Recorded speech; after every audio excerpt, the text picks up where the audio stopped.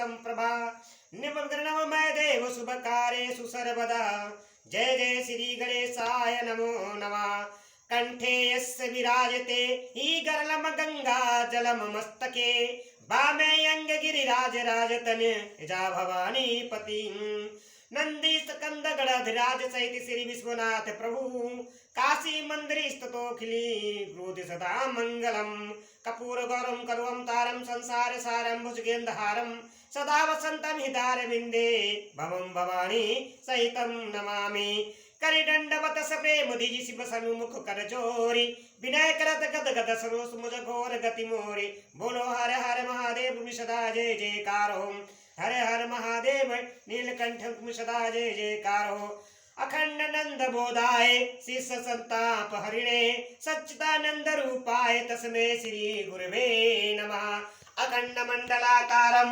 व्याप्तेन चराचरं तत्पदर्शितेन तस्मै श्री गुरवे नमः अज्ञानतिमराधस्य ज्ञाननिष्कलाय चस्मृतमेन तस्मै श्री गुरवे नमः गुरुर्ब्रह्मा गुरुर्विष्णु गुरुर्देवो महेश्वरा गुरुर् साक्षात् परब्रह्म तस्मै श्री गुरवे नमः श्री गुरु चरण सरोज रज निज मन मुकुर सुधारि वरनहु रघुमन विमल जसु जोदाय कुपरुचारे बुद्धिहीन तनु जानिके सुमरम पवन कुमार बल बुद्धि विद्या देव मोहि हरु कलेश विकारे संकट मोचन महावीर तुम्हारी सदा जय जयकार हो हे पवन पुत्र हनुमान की तुम सदा जय जयकार हो हर हर महादेव नीलकंठ महादेव तुम सदा जय जयकार हो ओम नमः शिवाय जय महादेव शिव नमः शिवाय जय महादेव शिव नमः शिवाय जय नीलकंठ देव महादेव तुम सदा जय जयकार प्रभु हे मां सरस्वती मां तुम सदा जय जयकार हे नारायणी तुम सदा जय जयकार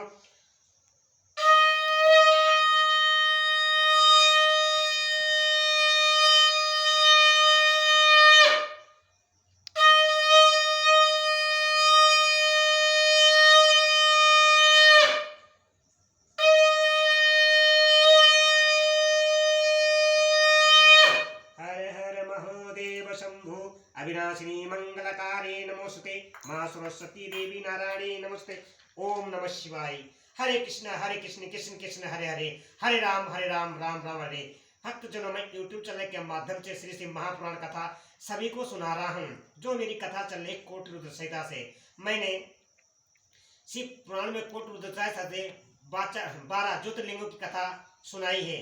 जो आज मेरी जो 12 ज्योतिर्लिंगों की कथा है लास्ट है घुसमेश्वर की घुसमा की कथा आज सुनाऊंगा। जो भक्तों ने सुनना ध्यान से सुनना, जो पहली बार कथा सुने, जो मेरे पहली बार चैनल देखे इस चैनल को सब्सक्राइब करें और लाइक करें, कमेंट करें। बोलो हर हर महादेव राज करो। ओम नमः शिवाय जय महादेव शिव नमः शिवाय।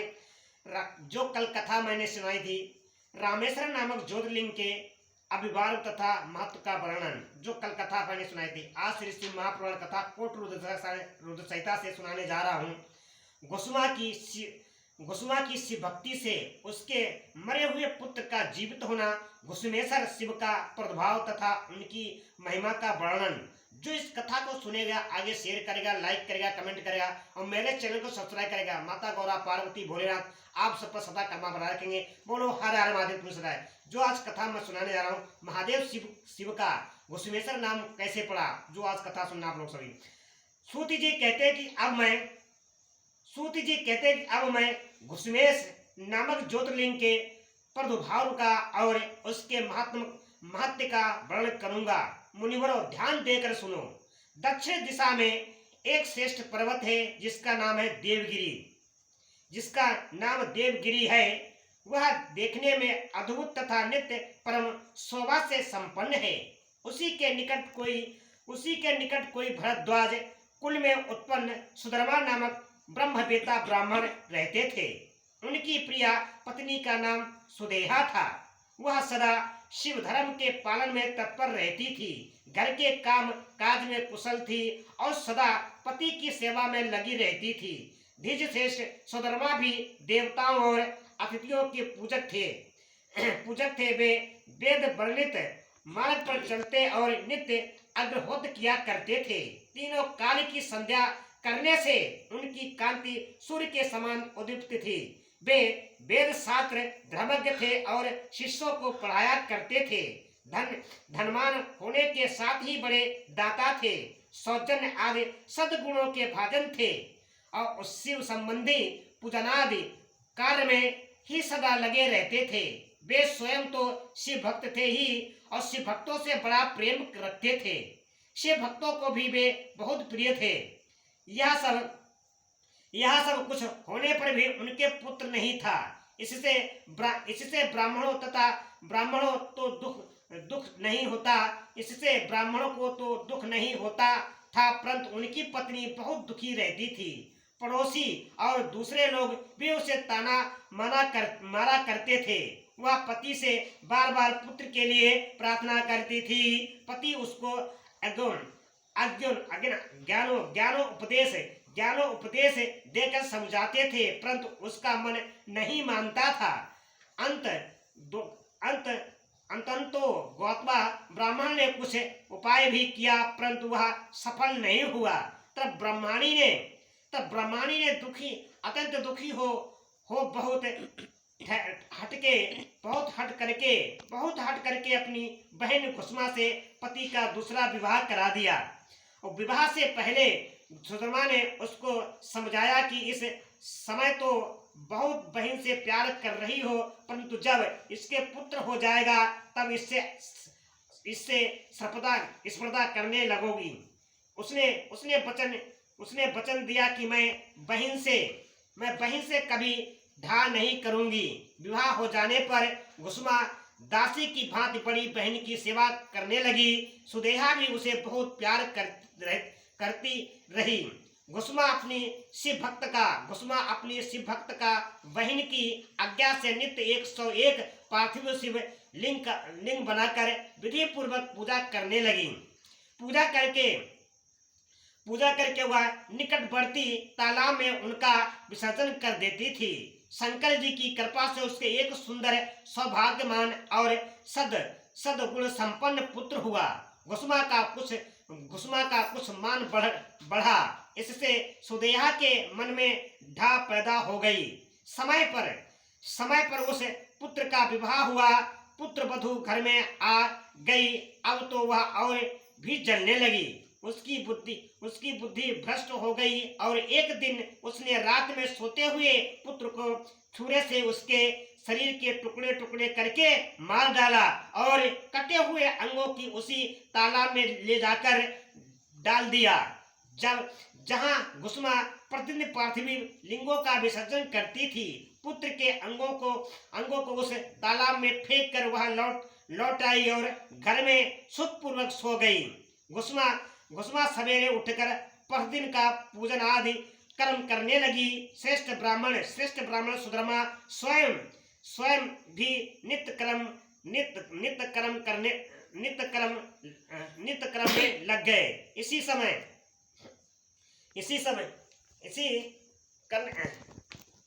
में लग गए। इसी समय उनकी ज्येष्ठ पत्नी सुदेहा भी उठी और बड़े आनंद से घर के कामकाज करने लगी, क्योंकि उसके हृदय में पहले जो ईर्ष्या की आग जलती थी वह अब बुझ गई थी।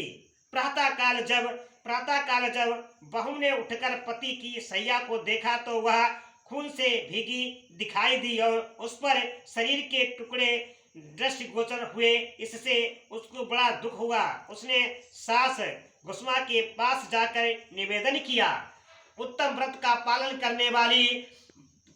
करने वाली अरे आपके पुत्र कहाँ गए? उनकी सैया रक्त से भीगी हुई है और उस पर शरीर के टुकड़े दिखाई देते हैं। हाय मैं मारी गई, किसने यह दुष्ट कर्म किया है? ऐसा कहकर वह बेटी की प्रिय पत्नी भांति भांति से करुणा विलाप करती हुई रोने लगी। सुदामा की बड़ी पत्नी सुदेहा भी उस समय हाय मैं मारी गई ऐसा कहकर दुख में डूब गई। अब उसने ऊपर से तो दुख किया, किंतु मन ही मन वह हर्ष से भरी हुई थी। कुसुमा भी उस समय उस वधु के दुख को सुनकर अपने नित्य पार्थिव पूजन के व्रत से विचलित नहीं हुई। उसका मन बेटे को देखने के लिए तनिक भी उत्सुक नहीं हुआ और उसके पति की भी ऐसी ही अवस्था थी। जब तक नित्य नियम पूरा नहीं हुआ तब तक उन्हें दूसरी किसी बात की चिंता नहीं हुई। दोपहर को पूजन समाप्त होने पर घुसमा ने अपने पुत्र की भयंकर सैया पर दृष्टिपात किया, तथापि उसने मन में किंचित मात्र भी दुख नहीं माना। वह सोचने लगी जिन्होंने यह बेटा दिया था वे ही इसकी रक्षा करेंगे। वे भक्ति प्रिय कहलाते हैं, काल के भी काल हैं और सख्त पुरुषों के आश्रय हैं। एकमात्र वे प्रभु सर्वेश्वर शंभु ही हमारे रक्षक हैं। वे माला गुथने वाले पुरुष की भांति जिनको जोड़ते हैं उनको अलग भी करते हैं। अतः अब मेरे चिंता करने से क्या होगा। इसी तत्व का विचार करके उसने शिव के भरोसे धैर्य धारण किया और उस समय दुख का अनुभव नहीं किया।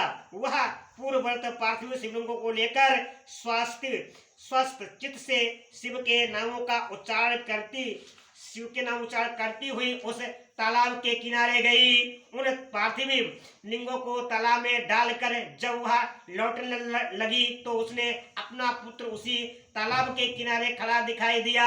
सूत जी कहते कि ब्राह्मणों, उस समय वहां अपने पुत्र को जीवित देखकर उसकी माता घुसमा को ना तो हर्ष हुआ ना तो विषाद। वह पूर्ववर्त स्वस्थ बनी रही।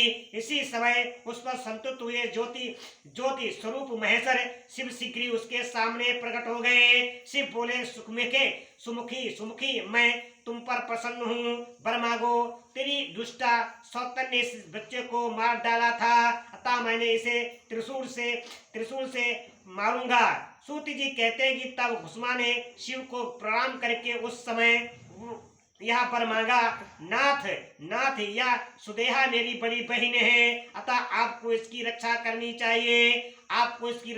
चाहिए। शिव बोले, उसने तो बड़ा भारी अपकार किया है, तुम उस पर उपकार क्यों करती हो। दुष्ट कर्म करने वाली सुदेहा तो मार डालने के ही योग्य है। घुसमा ने कहा कि देव, आपके दर्शन मात्र से पातक नहीं ठहरता। इसी समय आपका दर्शन करके उसका पाप भस्म हो जाए। जो अपकार करने वालों पर भी उपकार करता है, उसके दर्शन मात्र से पाप बहुत दूर भाग जाता है। प्रभु यह अद्भुत भागवत वाक्य मैंने सुन रखा है। इसीलिए सदाशिव जिसने ऐसा कुकर्म किया है वही करे, मैं ऐसा क्यों करूं। मुझे तो बुरा करने वाला भी भला ही करना है। सूत जी कहते हैं कि घुसमा के ऐसा कहने पर दया सिंधु भक्तवत्सल महेश्वर और भी प्रसन्न हुए तथा इसी प्रकार बोले, घुसमे, तुम कोई और भी वर मांगो, मैं तुम्हारे लिए हितकारक वर अवश्य दूंगा, क्योंकि तुम्हारी इस भक्ति से और विकार शून्य स्वभाव से मैं बहुत प्रसन्न हूँ। भगवान शिव की यह बात सुनकर घुसमा बोली, प्रभु, यदि आप वर देना चाहते हैं तो लोगों की रक्षा के लिए सदा यहाँ निवास कीजिए और मेरे नाम से ही आपकी ख्याति हो। और तब महेश्वर शिव ने अत्यंत प्रसन्न होकर कहा, मैं तुम्हारे ही नाम से घुसमेश्वर कहलाता हुआ सदा यहाँ निवास करूंगा और सबके लिए सुखदायक होऊंगा। मेरा शुभ ज्योतिर्लिंग घुसमेश के नाम से प्रसिद्ध होगा। प्रसिद्ध हो यह सरोवर शिवलिंगों का आलय हो जाए और इसीलिए इसकी तीनों लोकों में शिवालय नाम से प्रसिद्ध हो। यह सरोवर सदा दर्शन मात्र से संपूर्ण अभिष्टों का देने वाला हो। सुरभते, तुम्हारे वंश में होने वाली 101 पीढ़ियों तक ऐसी ही श्रेष्ठ पुत्र उत्पन्न होंगे, इसमें संशय नहीं है। वे सबके सब सुंदरी स्त्री उत्पन्न दान और पूर्ण आयु से संपन्न होंगे, चतुर और विद्वान होंगे, उद्धार तथा भोग और मोक्ष रूपी फल पाने के अधिकारी होंगे। 101 पीढ़ियों तक सभी पुत्र गुणों में बड़े बड़े होंगे। तुम्हारे वंश का ऐसा विस्तार बड़ा शोभादायक होगा। ऐसा कहकर भगवान शिव वह ज्योतिर्लिंग के रूप में स्थित हो गए।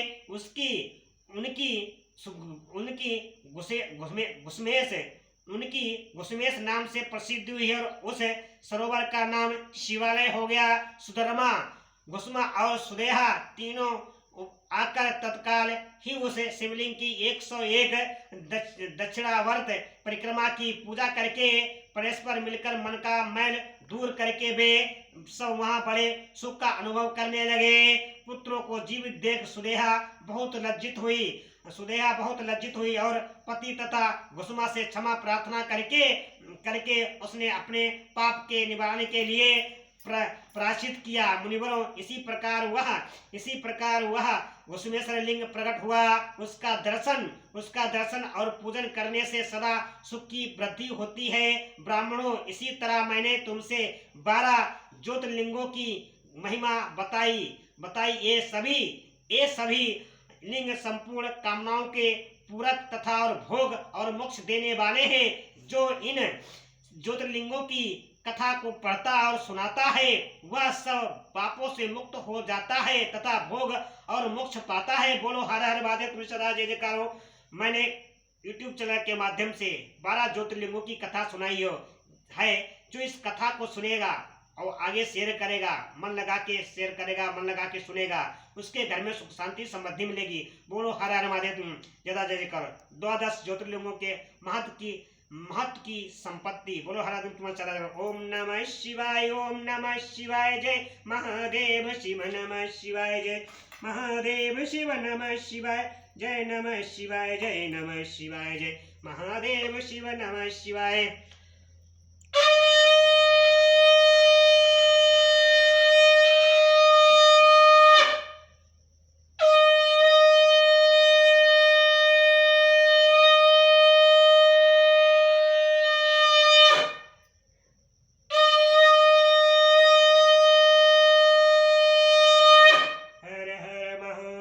शिव शंभु, हर हर महादेव शिव शंभु, हर हर महादेव शिव शंभु। राम राम की लूट है, लूट सके तो लूट, काल समय पछताएगा जब प्राण जाएंगे छूट। बोलो सिया बलराम चंद्र की जय, पवन पुत्र हनुमान की जय। बोलो हर हर महादेव। तुम सदा जय जय करो। भक्त जनों, हमारा जीवन बड़ा कठिन से मिलता है, इसको व्यर्थ मत गवाओ और अपने कर्म के साथ भगवान शिव का भजन करो, हरि का भजन करो। हमारा जीवन बड़ा कठिन से मिलता है। बोलो हर हर महादेव। तुम सदा